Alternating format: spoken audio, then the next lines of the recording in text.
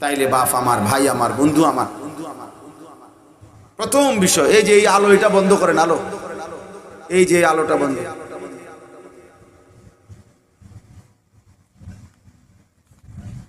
Mobile হাতে নিয়ে যারা এই রেকর্ড করেন, মোবাইল হাতে রাইখা, এটা আমার একটা পরীক্ষিত আমল হলো, এই মানুষ জীবনেও কিছু বোঝে না, তার কপালে 200 বছরও কোনো পরিবর্তন হয়, এটা পরীক্ষিত।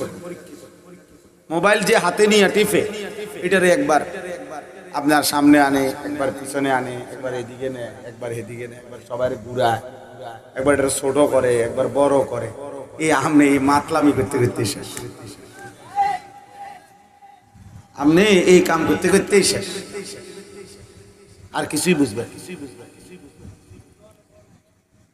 মনোবিজ্ঞানের কথা হলো মানুষের অন্তর একই সাথে দুই জিনিস একই মুহূর্তে ভাবতে পারে না, সিস্টেম নাই।